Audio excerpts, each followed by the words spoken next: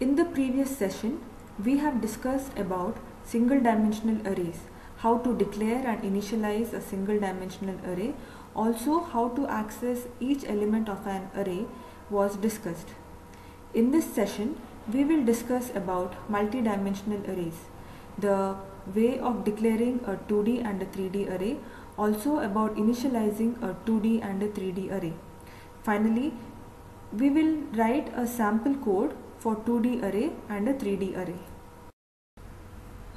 What are multi-dimensional arrays? Multi-dimensional arrays are array of arrays. In a single dimensional array, there is only one dimension. However, in multi-dimensional arrays, there is more than one dimension. It can be 2, 3, 4, etc. Array declaration. Like single dimensional array declaration for multi-dimensional array also requires a data type followed by the array name and the size depending on the number of dimensions. For two-dimensional array, we require 4 rectangular brackets, that is size 1 and size 2. For n dimensions, we require n rectangular brackets. Data in a multi-dimensional arrays are stored in tabular format as shown in the figure given below. It is possible to determine the maximum number of elements that can be stored in an array by looking at the array dimension. For example, in a two-dimensional array, x of 10 of 20, the maximum number of elements which can be stored is 200. This is obtained by multiplying the row into column value, which is nothing but 10 into 20, which is 200. For a three-dimensional array, the maximum number of elements which can be stored for the given array y is 10 into 20 into 30, which is nothing but 6000 elements. Initializing two-dimensional array. So there are two basic methods which can be used to initialize a multi-dimensional array. First, let's look at two-dimensional array. In the first method, we have an array with the name x and the row size is 3 and column size is 4, that is number of rows is 3 and number of columns is 4. So maximum number of elements which can be stored in this array is 4 into 3, which is 12. So these 12 elements can be specified in a single line as part of array initialization. When we initialize the array in this way, then the compiler automatically arranges these elements in the required row and column format. So the compiler looks at the column value which is given as 4. So the first 4 elements will be placed in the first row, the next 4 elements will be placed in the second row, and the next 4 elements will be placed in the third row. Thus, we can say that in a two-dimensional array, the number of columns data has to be specified compulsorily.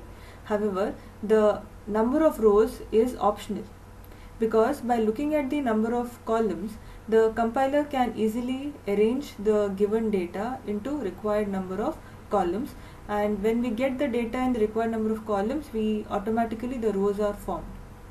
The second method of initializing a two-dimensional array is specifying the elements directly within the braces.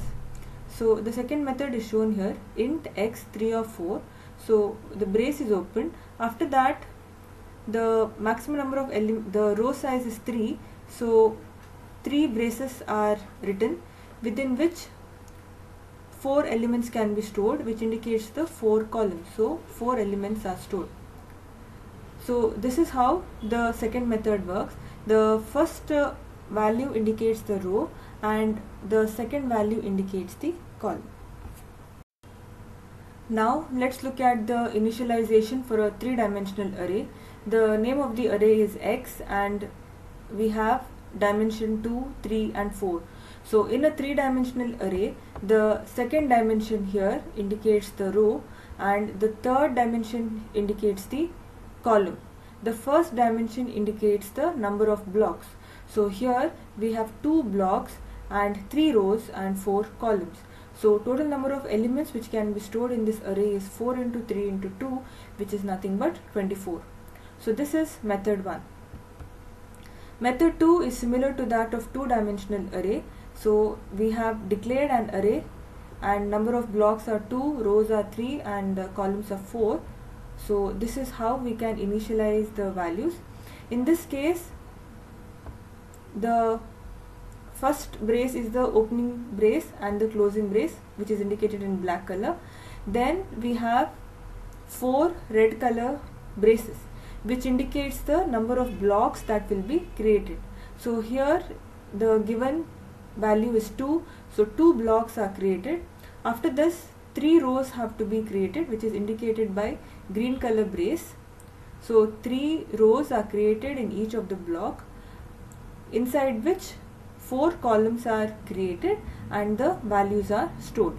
So a pictorial representation of this is shown in the figure.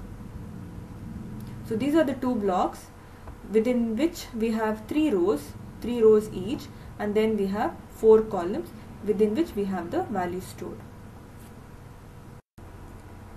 Here we have the example code for a two-dimensional array. So this is the code which is used to print the elements of the given array. The name of the array is X and the number of rows are 2 and the column is 3. The values are initialized as shown here. Note the comma which is used to separate the 2 rows. This is important. There has to be a comma between the first row and the second row and so on. Okay, so the first for loop is used for the number of rows. So here we have 2 rows, so I is starting at 0 and it will go up to I less than 2. The second for loop is for the number of columns. So given data there are 3 columns, so j is starting at 0 and j will go up to less than 3, and finally we print the elements of the two-dimensional array X. Here is an example for three-dimensional array. The name of the array is X. It contains 2 blocks, 3 rows and 2 columns. So the values are initialized as shown here. You can see a comma separating the first block from the second block. Also inside each block we have 3 rows and each row is separated by a comma, and then we have 2 columns.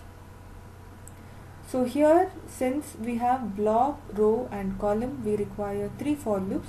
The first for loop is starting at I equal to 0 and going up to I less than 1. So it is it is starting at I equal to 0 and going up to 1. So the condition is I less than 2. The second for loop is starting at 0 and going up to 2. So it is written as j less than 3. And the third for loop is starting at k equal to 0 and going up to k equal to 1, so it is written as k less than 2.